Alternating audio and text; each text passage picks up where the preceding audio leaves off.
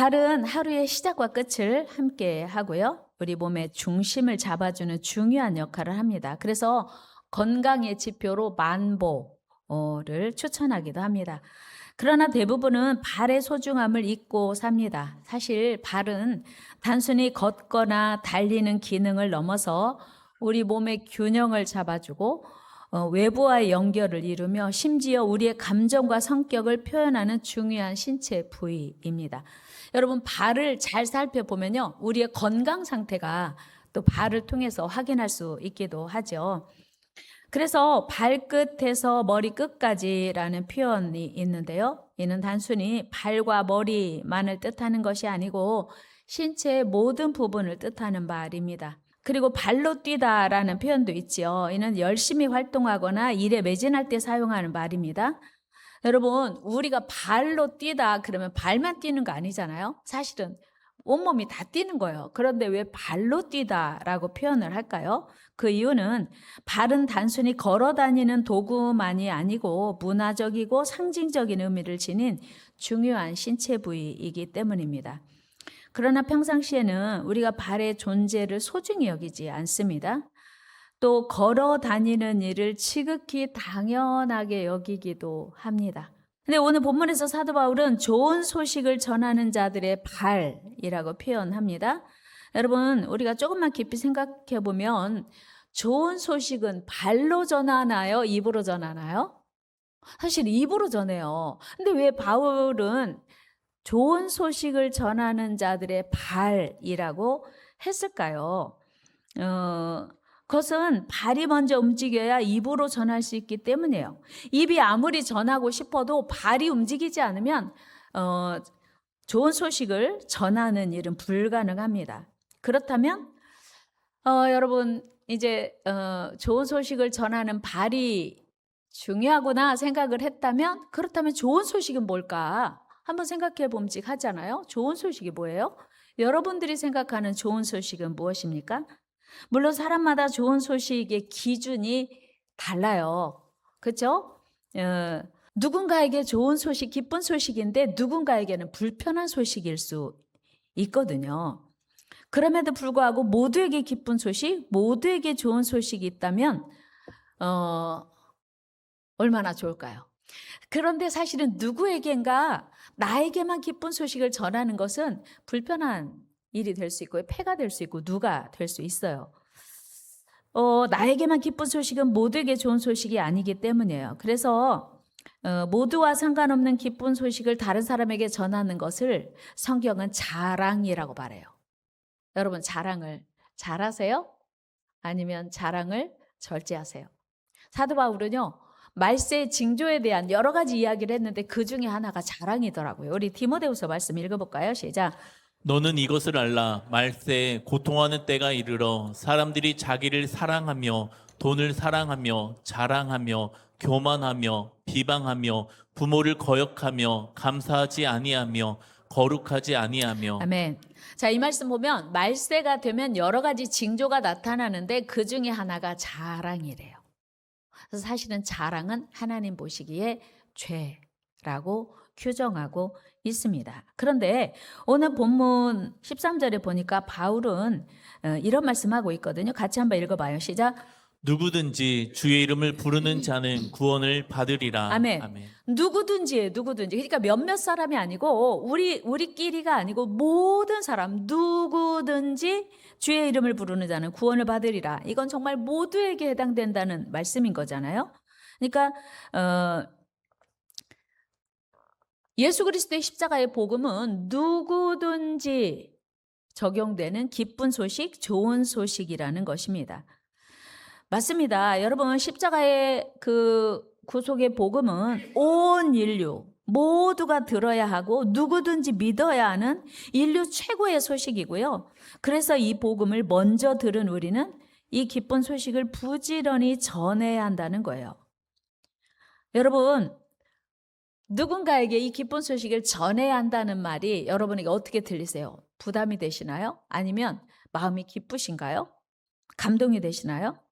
오늘 본문을 다시 보면 바울은 복음 전파가 우리의 책임이요 사명임을 말하고 있어요. 바울은 믿음의 순서에 대해서 말하고 있거든요.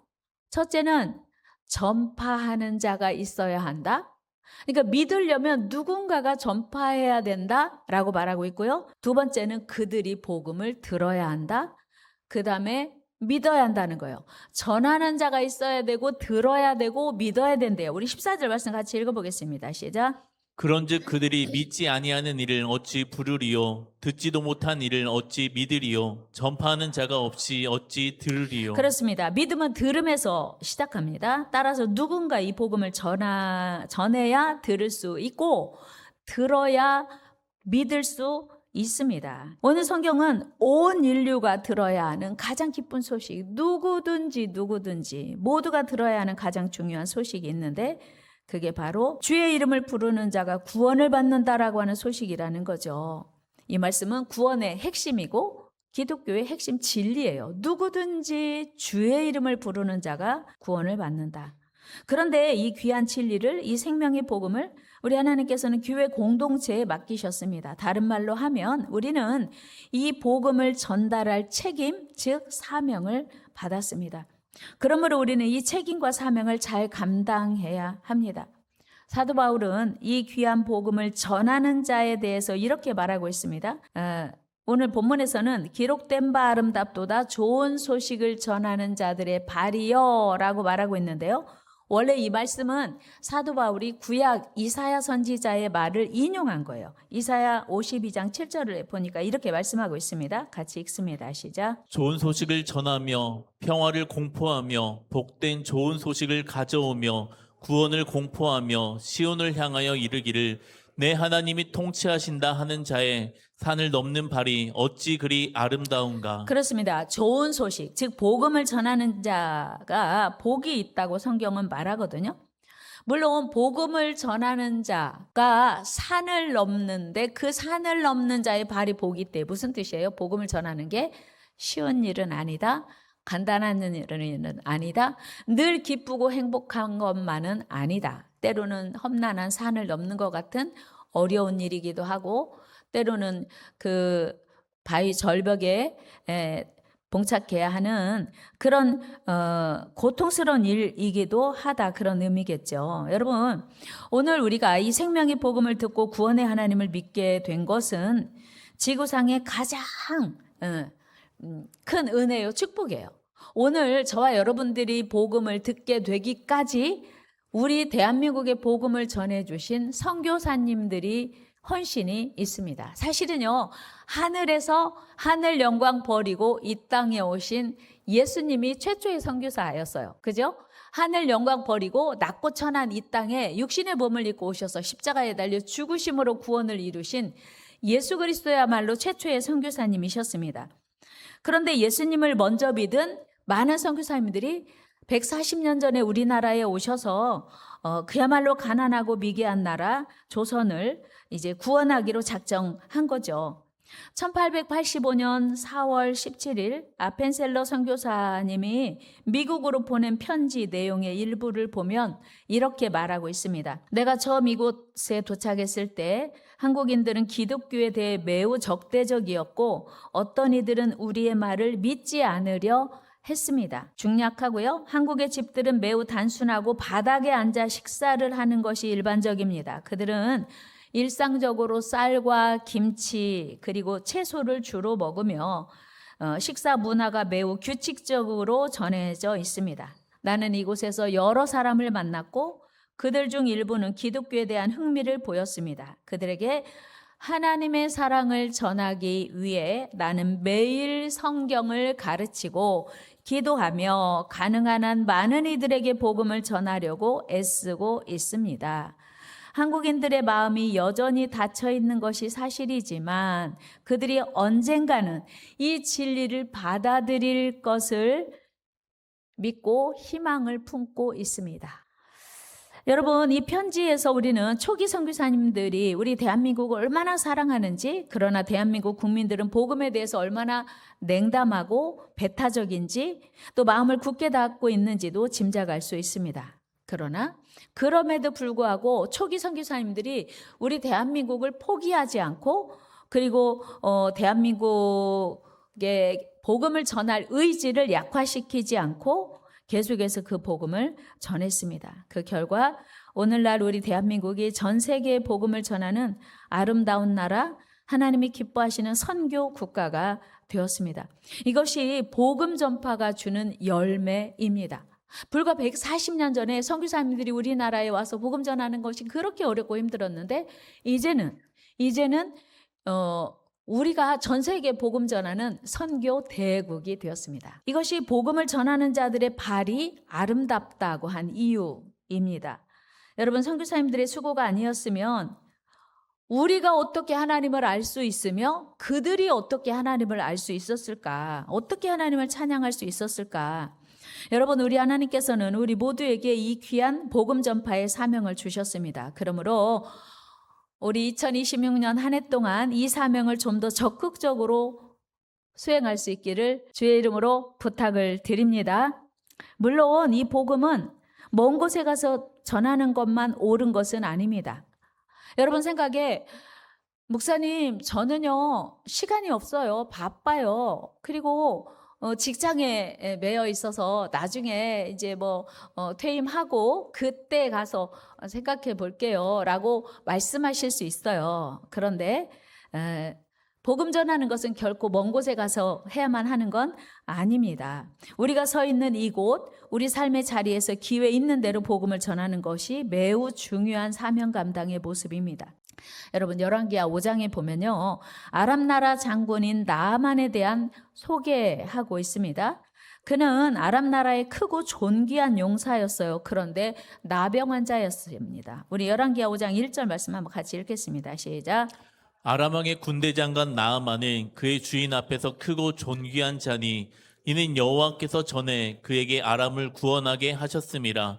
그는 큰 용사이나 나병 환자더라. 아멘. 이 나아만 장군이 얼마나 대단한 사람인가를 앞에 수식하고 있지요. 그런데 반전이요. 그러나 그 나아만 장군은 나병 환자더라. 그러니까 앞에 수식하는 그 아람 나라의 크고 존귀한 자와 대비되는 나병 환자라고 하는 것은 누구에게나 밝은 면이 있고 어두운 면이 있는 것처럼 나병 환자 나아만 장군도 아람 나라의 크고 존귀한 자였지만 그러나 나병 환자였더라. 하나님이 필요하다. 하나님의 은혜가 필요하다라고 하는 복선이 깔린 표현입니다. 그런데 그 나아만 장군 집에 어린 소녀가, 이스라엘 소녀가 살고 있었어요. 이 나아만 장군이 전에 이스라엘 나라를 공격했을 때 어린 소녀 한 명을 포로로 잡아왔습니다. 그 소녀가 그 집에서 이제 주인 마님의 시종을 들고 있었습니다. 우리 2절 말씀 같이 한번 읽어요. 시작. 전에 아람 사람이 떼를 지어 나가서 이스라엘 땅에서 어린 소녀 하나를 사로잡음에 그가 나아만의 아내에게 수종 들더니 그가 나아만의 집에서 종으로 지내면서 알게 된 사실 하나가 있었는데 자기 집 주인이 아람 나라의 대단한 장군인데 가족들만 알 수 있는 비밀이 하나 있었는데 그게 바로 그가 나병을 앓고 있더라고 하는 사실이었어요. 그러면서 이 소녀가 생각할 때, 야, 저 나병이 대단한 병이지만, 무서운 병이지만 하나님 앞에 가면 아무것도 아니야. 다 치료받을 수 있어. 이 확신이 있었어요. 그리고 우리나라에 있는, 이스라엘 나라에 있는 엘리사 선지자에게 가면 즉시 고침받아. 어린 소녀의 마음속에 이 믿음이 있었어요. 여러분, 우리가 자녀들을 믿음으로 키워야 하는 이유예요. 우리도 알지 못하는 사이에 국가가 이제 전쟁에서 망함으로 인하여서 어린 딸이 포로로 잡혀간 거예요. 아람 나라에. 그런데 거기서도 흔들리지 않는 믿음을 가지고 있었어요. 여러분, 우리가 자녀들을 믿음으로 키울 때 어느 곳에 있든지 복음 전하고 어느 곳에 있든지 사명 감당하고 어느 곳에 있든지 자기 몫을 잘 감당하게 될 줄로 믿습니다. 그래서 이 어린 소녀가 또 사실은 주인에게 그 이야기 하는 게 쉽지 않아요. 우리나라에 가면요, 주인님의 병을 다 고칠 수 있는 대단한 선지자가 계시거든요. 충분히 치료돼요. 이 말 하는 용기가 사실은 보통 쉽지 않아요. 여러분, 전도할 때 왜 우리가 전도가 어렵냐면요, 용기가 안 나요. 저 사람이 내 말을 거부하면 어떡하지? 내 말을 거부할 뿐만 아니라 나에게 모욕을 주면 어떡하지? 당신이나 잘 믿으세요 이렇게 하면 어떻게 하지? 그리고 뭐 혹시 믿는다고 해도 계속 잘 믿을지 모르잖아. 그런 두려움 때문에 우리는 복음을 잘 못 전해요. 근데 이 어린 소녀가 주인에게 감히, 그리고 주인의 비밀을 들춰내야 하는 그 상황에서 용기를 낸 거예요.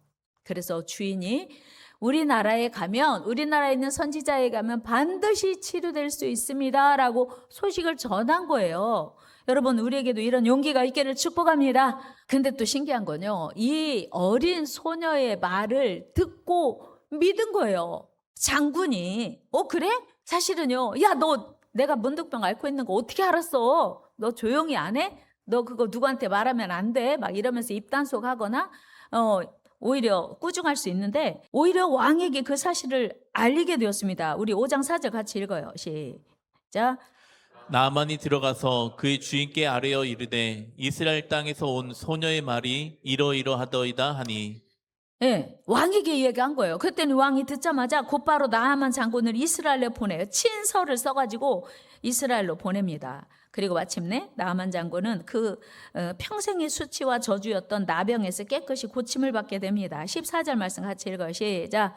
나아만이 이에 내려가서 하나님의 사람의 말대로 요단강에 7번 몸을 잠그니 그의 살이 어린아이의 살같이 회복되어 깨끗하게 되었더라. 아멘. 야, 이 일련의 사건이 어린 소녀의 용기에서 시작되었다는 것을 우리가 기억해 보면 용기 낼 법한 거예요.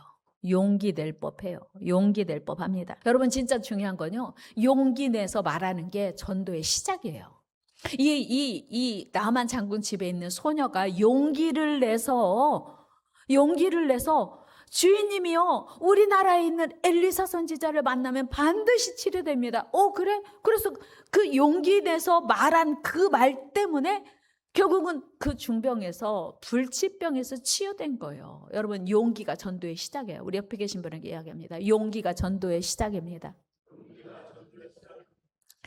사실 생각해 보면요, 이 소녀의 신분이 뭐라고요? 종이에요. 종. 그러니까 보통 사람은 아무리 대단한 사실을 알고 있다 해도 주인에게 감히 이 소식을 전하기란 결코 쉽지 않습니다. 그러나 이 소녀는 결코 주눅들지 않고 그 사실을 자기 주인에게 담대히 말했어요. 이 용기가 저와 여러분들에게 필요한 줄로 믿습니다. 용기 필요해요. 용기. 이것이 전도의 시작이에요. 내가 알고 있는 하나님, 내가 믿는 하나님을 담대하게 전할 때 하나님이 일하십니다. 놀라운 것은요, 나만 장군이 그 어린 소녀 포로로 잡혀온 소녀의 말을 믿은 거예요. 여러분, 믿음이 삶을 변화시킵니다. 그리고 왕에게 이 사실을 알림으로 이제 나병에서 완전히 고침받게 됐어요. 여러분, 이 나만 장군 집에 있던 소녀가 멀리 가서 복음 전했나요? 아니요. 자기 집에서, 어디 간 거 아니에요. 자기 집에서 자기가 만나는 가족들에게, 자기가 섬기는 주인에게 그 소식을 전한 거죠. 전할 때 하나님 일하시는 줄로 믿습니다.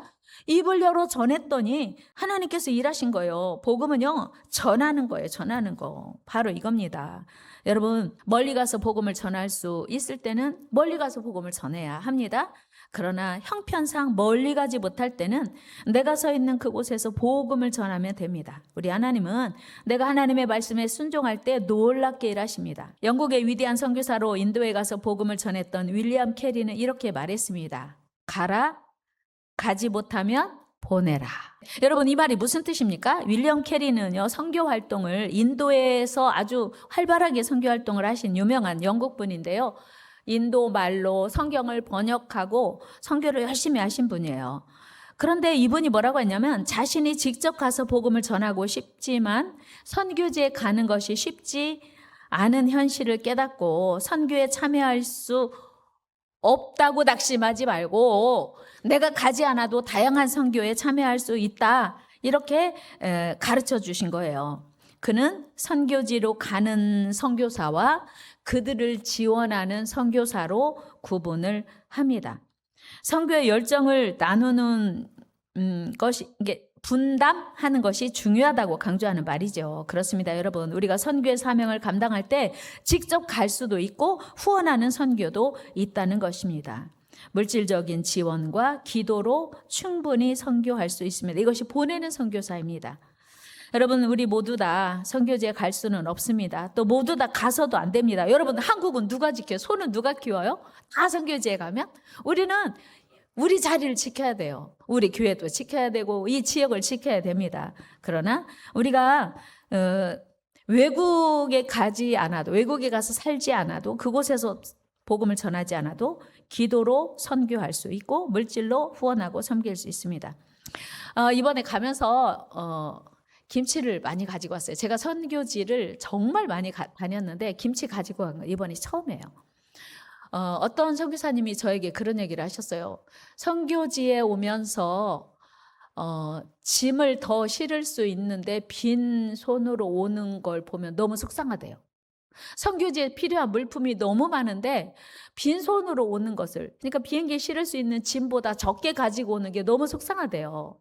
그래서 제가 고 목사님한테 우리 라면도 삽시다. 선교지에 가면 라면도 귀하잖아요. 그러니까 우리 그 선교팀 먹을, 젊은 친구들 먹을 컵라면 따로 사고 선교사님들 드릴 라면을 따로 샀어요, 아예. 그리고 김치도 진짜 우리 먹을 거 따로, 선교사님 드릴 거 따로, 그렇게 하고 뭐 우리 준비한 반찬들도 다 양분해가지고 우리가 먹을 거 따로. 그리고 사실은 마지막에는 더 먹을 수 있는데 안 먹고 그냥 선교사님 다 드렸어요. 근데 진짜 감동하세요. 한국 김치를, 거기서 김치를 담아서 드시긴 한데요. 그런데 그 외국에서 수입된 배추로 그 김치를 담아서 먹긴 하는데 한국에서 담은 김치 맛을 본 적이 언제인지 모른대요. 그래서 김치 가져왔다니까 막 너무 감동을 하고 세상에 너무 감사하다고 하는 거예요. 우리는 너무 쉽고 뭐라 그럴까, 익숙하잖아요. 김치 별거 아니잖아요. 그런데 우리 팀 중에 어떤 분이 그런 생각했대요. 뭐 목사님 이렇게 유난스럽게 김치를 다 가져가냐 이런 생각했대요. 근데 우리 팀도 어마어마하게 그 김치 덕분에 행복한 그런 선교할 수 있었고요. 그러니까 선교사님에게 뭐 하여튼 뭐 막대한, 그리고 재정적인 후원도 하고 김치도 갖다 드리고 또 한국에서 맛있는 멸치조림이며 무슨 하여튼 반찬을 이번에 진짜 많이 가져간 거를 다 선교사님 드렸는데 너무 행복해 하시더라고요. 이게 선교의 한 부분이라는 거죠. 여러분, 선교사님들을 응원하는 거, 선교사님들이 사역을 더 잘할 수 있도록, 그리고 일단 방문함으로써 제가 선교사님께 여쭤봤어요. 1년에 단기 선교팀이 몇 팀이나 오냐 그랬더니 여름에 한 팀, 겨울에 한 팀, 보통은 그렇게 오는데 그렇게 아예 한 번도 안 오는 때도 있대요. 안 오고 넘어가는 때도 있대요. 그러면서 너무너무 힘이 되고 위로가 되고 격려가 된다고 그렇게 말씀하시더라고요. 여러분, 2026년 한 해 우리가 하나님의 사랑을 먼저 받은 자로서 나만 장군 집의 어린 소녀처럼 가까이에 있는 불신자들에게 최선을 다해 복음을 전하는 한 해 되기를 축원합니다. 뿐만 아니고 먼 곳에 있는 선교사님들, 정말 그곳에서 오직 주의 복음, 누구든지 주의 이름을 부르는 자는 구원을 얻으리라 하신 그 약속 믿고 그 복음 전하는 선교사님들을 기도로 후원하고 또 물질로 후원하는 거, 그것이 대단한 복음을 전하는 일이라고 하는 거예요. 요즘은 또한 우리가 외국에 직접 가지 않아도요, 외국에서 와서 한국에서 일하는 외국인 노동자들, 또 한국으로 유학 온 유학생들이요 정말 많아요. 이들을 우리가 잘 섬기고 그들에게 복음을 전하는 것도 선교하는 일입니다. 여러분, 사도 바울은 일찍 이 비밀을 깨달았기에 온갖 고난을 당하면서 제1차, 2차, 3차, 4차 전도 여행을 수행했습니다. 쉬어서가 아니라, 재밌어서가 아니라 하나님의 사명이라 했습니다. 2026년 한 해 동안 우리 모두 복음 전하는 일에 좀 더 열정을 낼 수 있기를 바라고요. 멀리 있는 선교사님들을 기도로 물질로 지원하고 가까이 있는 불신자들 한 명을 전도하는, 그래서 사도 바울처럼, 아니 예수님처럼, 또 아펜젤러처럼 복음 전하는 저와 여러분들, 우리 모든 방주 가족 되기를 주의 이름으로 축원합니다.